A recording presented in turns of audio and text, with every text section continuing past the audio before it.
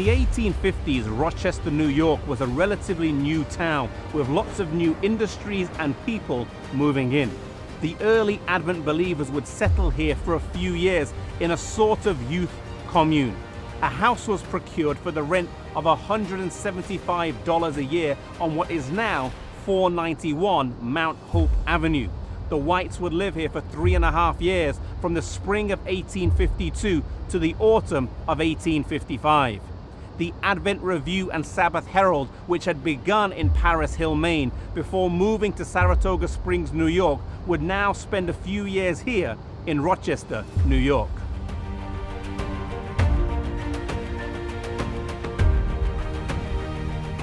It was here in Rochester, New York, that the Adventists would purchase their first printing press, an original Washington hand press. For the first time, the Review and Herald would be printed on an Adventist-owned press operated by Sabbath-keeping Adventist workers. It would continue here until October the 30th, 1855, when it would move to Battle Creek, Michigan.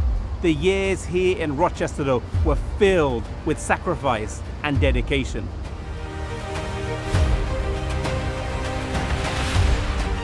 The house would have stood right here near this spot on Mount Hope Avenue, and it was furnished with 2 old bedsteads for 25 cents, 6 chairs for $1, and 4 more chairs with no seating for 62 cents. They could not afford potatoes, so they ate turnips instead. Butter was expensive, and so they used fruit sauce, and beans were a regular part of their diet. The workers, mainly in their teens and 20s, worked for little more than their room, their food, and their clothing. And about 12 of them at any one time would live in the Whites' home along with the printing press, working long hours into the evening, often till midnight, and sometimes all through the night. They cheerfully set about their task of spreading the message via publications.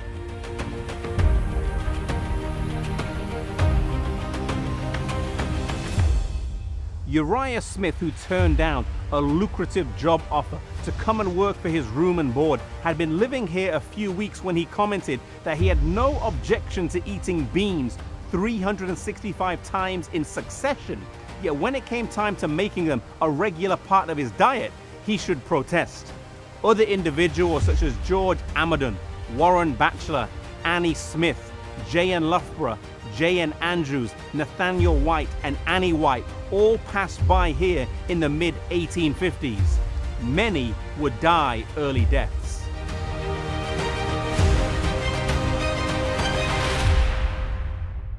Here the workers labored faithfully without all the tools that would have made their work easier. When the first books were printed, they used a shoemaker's awl to perforate the backs. The sisters then used a needle and thread to stitch the books together, and then a straight edge and penknife were used to trim and cut the edges. There was no folding machine, and this had to be done by hand as well. The covers were then pasted on before they were wrapped and packed and sent out.